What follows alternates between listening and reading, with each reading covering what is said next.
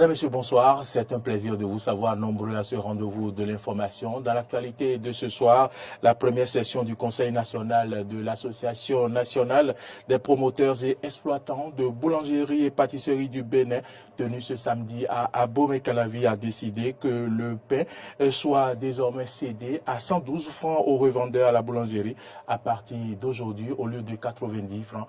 Nous en parlerons dans ce journal. Mercredi prochain est le mercredi des cendres, ce qui confère l'appellation de la journée de Mardi Gras à la journée de demain. Pourquoi Mardi Gras? Vous suivrez les explications dans cette édition. Visite surprise à Kiev du président américain Joe Biden. Il a rencontré le président Volodymyr Zelensky dans la capitale ukrainienne. Voilà pour le sommaire. Le développement, c'est maintenant. Gardez votre position.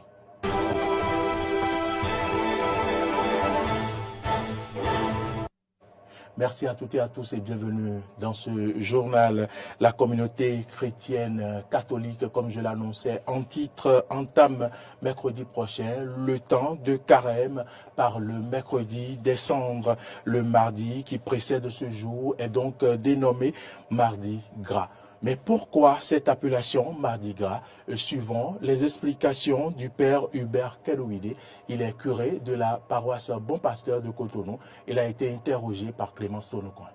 Le Mardi Gras n'est pas dans la liturgie de l'Église catholique, mais ça fait partie des habitudes que les gens ont et qui partent d'une ancienne pratique socio-culturelle. Mardi Gras simplement parce que avant de commencer ce temps de privation, on se dit c'est pour la dernière fois que je mange quelque chose de plus consistant. Donc, je peux même parler de lundi gras aussi, ou bien la semaine grasse avant le début du temps de carême. Donc, on se gâte un peu, on se dit, bon, c'est le jour J avant, donc réjouissons-nous, festoyons, et je pense que c'est le signe annonciateur. Si on doit faire une récupération positive, on dira simplement que c'est le signe annonciateur de cette joie immense qui nous attend au bout du cheminement spirituel que nous allons faire ensemble grâce à nos privations.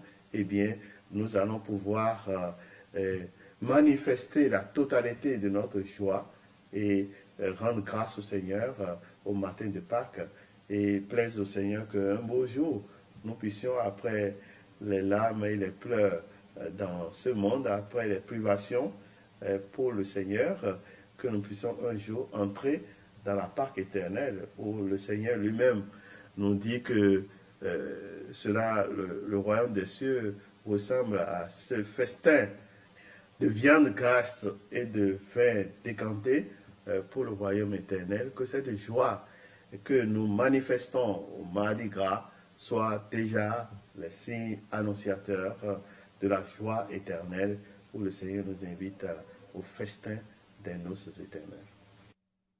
En bref, dans cette édition de 90 francs cédés aux revendeurs depuis une dizaine d'années environ, le pain est cédé désormais à 112 francs aux revendeurs à la boulangerie.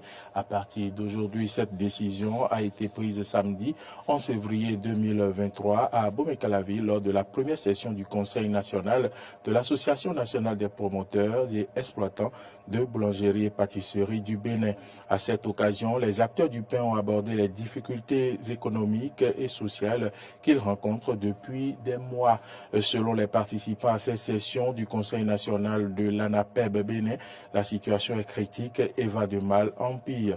Et pour s'en sortir, ils ont décidé plutôt d'appliquer le prix plafond contenu dans l'arrêté ministériel en date du septembre 2008 pour l'ANAPEB Bénin.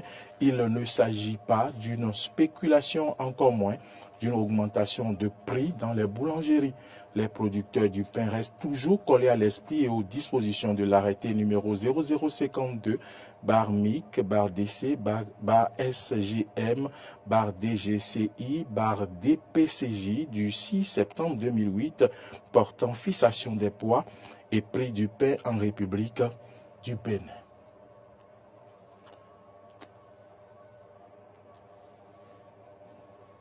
Depuis quelques jours, des Béninois se plaignent d'une surfacturation notée sur les dernières factures émanant bien sûr de la société béninoise d'énergie électrique, alors qu'aucune note officielle n'a circulé à ce propos pour préciser l'augmentation du coût du kilowattheure.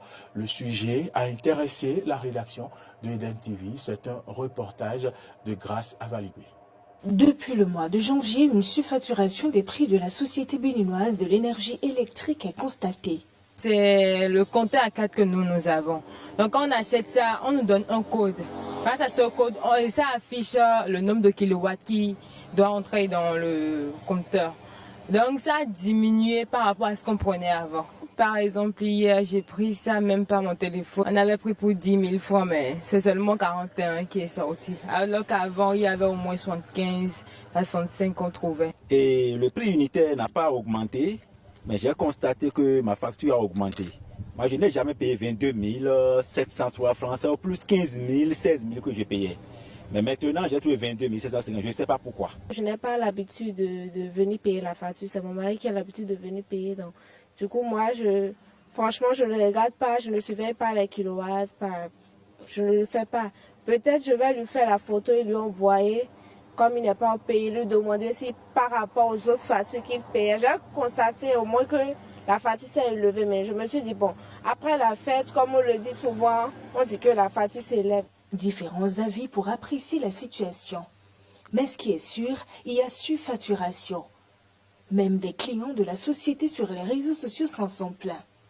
Mais qu'est-ce qui peut bien expliquer ce changement de la consommation du kilowatt? Nous avons posé la question à Ernest Baguidi, qui est président de l'Association des consommateurs du Bénin. C'est vrai que ces derniers temps, les consommateurs se plaignent de ce que les factures seraient un peu salées ces derniers temps. La SBE ne pourrait pas se lever de son propre chef pour augmenter, parce que nous avons un régulateur aujourd'hui qui accompagne. Mais quand il y a augmentation, il faut aller prendre au niveau des factures pour vérifier quelle est la quantité de kilowattheure qui est consommée. Est-ce que le coût du kilowattheure a augmenté? Est-ce que c'est les taxes qui font que les consommateurs pensent que la facture est hyper salée cette fois-ci, parce que plus vous consommez, plus votre TVA augmente. Donc c'est tout un ensemble de choses que quand vous mettez ensemble, c'est difficile. Avec la morosité que nous traversons, cela va de soi que le consommateur s'en plaigne. Et dans son rôle, l'association des consommateurs s'engage à entamer des actions au plus tôt pour calmer la tension actuelle. En termes d'action, quand nous avons ce genre d'informations, nous nous rapprochons des différentes directions techniques pour chercher à glaner l'information. Mais le lieu le plus sûr, le recours le plus sûr pour nous, c'est le régulateur. Et je crois que nous avons essayé de nous rapprocher du régulateur pour comprendre ce qui se passe à ce niveau, puisque c'est lui qui sera l'arbitre. Maintenant, on aura la chance la semaine prochaine, on aura une séance avec l'autorité de régulation de l'énergie. Et l'objet réel de cette séance, c'est le débat autour des tarifs pratiqués dans le secteur de l'électricité. Donc je crois qu'à cette occasion, nous aurons toutes les informations relatives à ce grincement de dents. Aucune note officielle de la SBEE ni du gouvernement ne notifie cette surfacturation constatée par des consommateurs des services de la Société béninoise de l'énergie électrique. Un incendie dévastateur a ravagé plusieurs maisons dans la localité d'Agamé, située dans la commune de Lokossa. Vendredi dernier, il a été provoqué par un feu allumé par des chasseurs pour étouffer des gibiers, mais qui s'est vite propagé et a finalement détruit plusieurs habitations. Selon les témoignages des résidents, le feu a commencé aux alentours de midi, mais s'est rapidement propagé en raison du vent fort qui soufflait dans la région. Les flammes ont rapidement atteint des maisons situées à plusieurs kilomètres de l'origine de l'incendie, provoquant une panique généralisée parmi les habitants. Au total, 7 maisons ont été détruites en cendres, ont été donc réduites en cendres avant l'arrivée des sapeurs-pompiers qui ont réussi à maîtriser tout de même les flammes. Le troisième vice-président du secteur industrie de la Chambre du commerce et d'industrie du Bénin, qui est en même temps le directeur général de la Société des huileries du Bénin, n'est plus libre de ses mouvements. Il a été mis aux arrêts et placé sous mandat de dépôt au même titre que le chef de l'arrondissement central d'Alada depuis environ un mois par le procureur spécial de la Cour de répression des infractions économiques et du terrorisme Criette et sont admis à la prison civile de Missérété.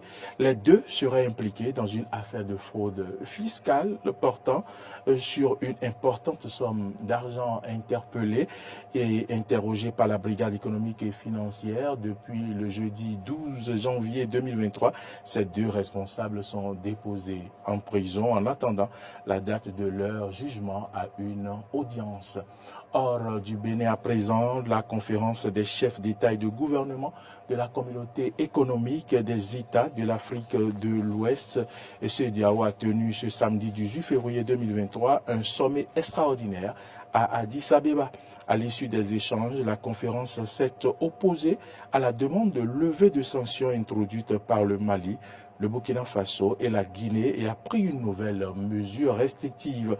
La conférence des chefs d'État et de gouvernement a également décidé d'imposer une interdiction de voyager aux membres du gouvernement et aux autres hauts fonctionnaires des trois pays. Les résolutions du sommet militaire, les résolutions bien sûr du sommet ne vont sûrement pas faire plaisir aux militaires qui ont décidé depuis plusieurs mois de tenir tête à la CEDEAO. Autre information avant de terminer cette édition, le président américain Joe Biden a effectué aujourd'hui une visite surprise à Kiev, la capitale de l'Ukraine. On constatait donc des journalistes de l'agence France Presse. Biden a rencontré le président Volodymyr Zelensky dans la capitale ukrainienne à quelques jours du premier anniversaire de l'invasion russe. Le président ukrainien Volodymyr Zelensky a salué cette visite surprise. Joseph Biden, bienvenue à Kiev. Votre visite est un signe de soutien extrêmement important pour tous les Ukrainiens, a indiqué M. Zelensky sur Twitter. Volodymyr Zelensky a par ailleurs assuré que la Russie n'avait aucune chance de gagner la guerre qu'elle a lancée. Les nouvelles livraisons d'armes promises par M. Biden à cette occasion constitue un signal sans équivoque que les tentatives russes de gagner n'auront aucune chance, a déclaré le président ukrainien. Madame, Messieurs, ce fut un plaisir de vous avoir présenté cette édition. C'est ici qu'elle s'achève.